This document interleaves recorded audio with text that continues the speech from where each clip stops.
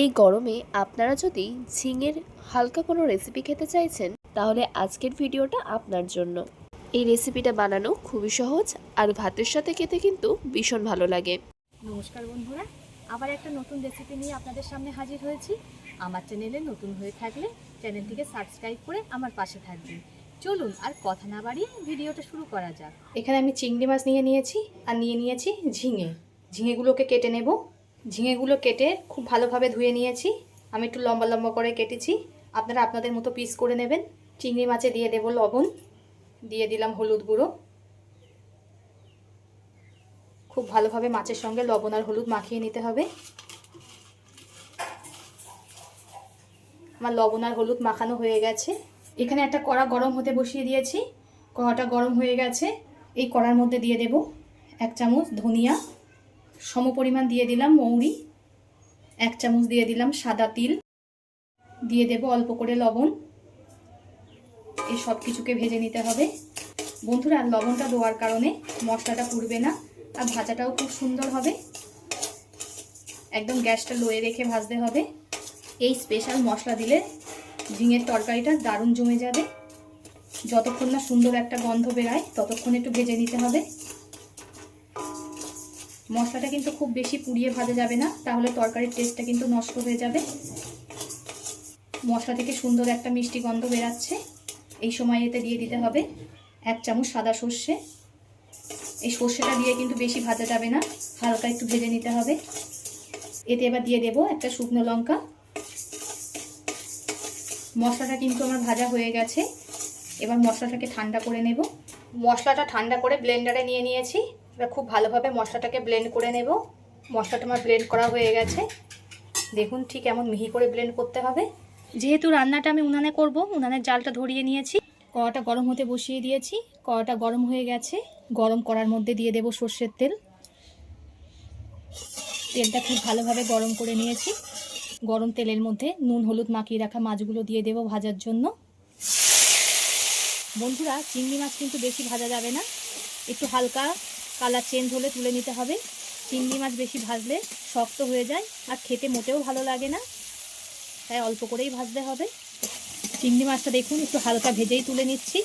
ঠিক এমন একটু কালারটা চেঞ্জ হলেই তুলে নিতে হবে। ওই তেলের মধ্যে আবার একটু সর্ষের তেল দিয়ে দিলাম। এবার দিয়ে দেব কালো জিরে, দিয়ে দেব কাঁচা জিরে। ফোড়ন থেকে যখন একটু হালকা মিষ্টি গন্ধ বেরাবে তখন এর মধ্যে দিয়ে দিতে হবে একটা বড় সাইজের পেঁয়াজ কুচি। পেঁয়াজটা কিন্তু খুব একটা বেশি ভাজবো না বন্ধুরা, একটু হালকা করেই ভাজবো। পেঁয়াজটা দেখুন একটু হালকা ব্রাউন করে ভেজে নিয়েছি। এবার এতে দিয়ে দেব 4টে মিডিয়াম সাইজের আলু, ঠিক এমন লম্বা লম্বা করে কেটে নিয়েছি। সেটাকে পেঁয়াজের সঙ্গে আলুটা ভালো করে ভেজে নিতে হবে। আলুটা কিন্তু খুব ভালোভাবে ভাজা হয়ে গেছে। এবার এই আলুর মধ্যে কেটে রাখা ঝিঙেগুলো দিয়ে দেব। বন্ধুরা, আপনারা তো ঝিঙের অনেক রেসিপিই খেয়েছেন, এইটা একবার হলেও ট্রাই করে দেখবেন, খুবই ভালো লাগে। আর এই স্পেশাল মশলা দিলে এর স্বাদ দ্বিগুণ বেড়ে যায়।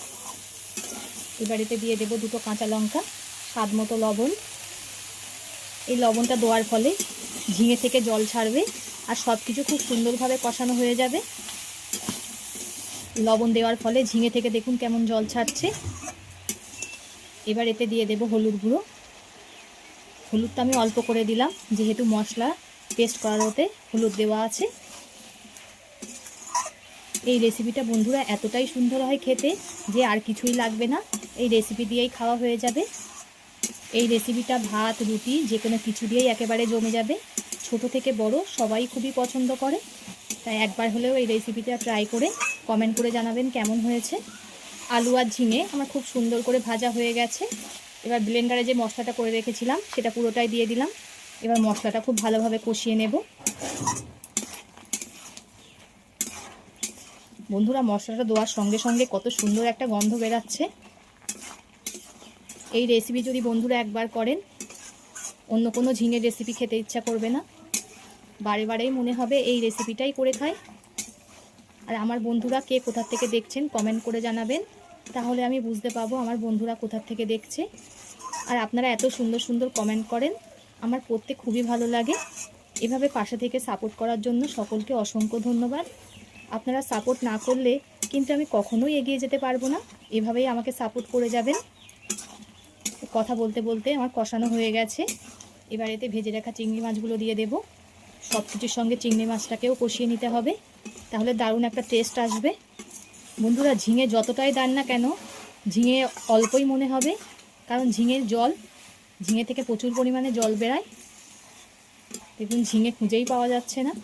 সব কিছুই আমার খুব ভালোভাবে কষানো হয়ে গেছে। এবার এতে পরিমাণ মতো জল দিয়ে দেব। আমি আমার পরিমাণ মতো জল দিয়ে দিয়েছি, আপনারা আপনাদের পরিমাণ মতো জল দিয়ে দেবেন। অনেকে আছে একটু ঝোল খেতে পছন্দ করে, অনেকে আছে একটু কষা কষা খেতে পছন্দ করে, তেমন পরিমাণে জল দিয়ে দেবেন। এবার ঝোলটাকে ফুটতে দেব। ঝোলটা আমি 15 মিনিট মতো খুব ভালো করে ফুটিয়ে নিয়েছি। এবার এতে দিয়ে দেবো 1 চামচ ময়দাকে জলে খুব ভালোভাবে গুলে নিয়েছি সেটাকে। এটা দেওয়ার ফলে একটু ঘন হবে আর খেতে বেশি ভালো লাগবে। আপনারা চাইলে গোবিন্দভোগ চালের গুঁড়োও ব্যবহার করতে পারেন। গোবিন্দভোগ চালকে জলে গুলে ঠিক এমনভাবে একটু ব্যবহার করলে গন্ধটাও খুবই সুন্দর আসবে। এই ময়দার পেস্টটা দেওয়ার পরে হালকা একটু ফুটিয়ে নিতে হবে। এই ময়দার পেস্টটা দেওয়ার পরে দেখুন কতটা ঘন হয়ে এসছে। আপনারাও এইভাবে ট্রাই করবেন। আশা করি এই সিম্পল রেসিপিটা আপনাদের সকলেরই ভালো লেগেছে, আর কমেন্ট করে জানাবেন কার কেমন লেগেছে। এতক্ষণ ধৈর্য ধরে ভিডিওটা দেখার জন্য সকলকে অসংখ্য ধন্যবাদ। সবাই সুস্থ থাকবেন, ভালো থাকবেন। পরবর্তী একটা নতুন রেসিপি নিয়ে আপনাদের সামনে আবার হাজির হচ্ছি।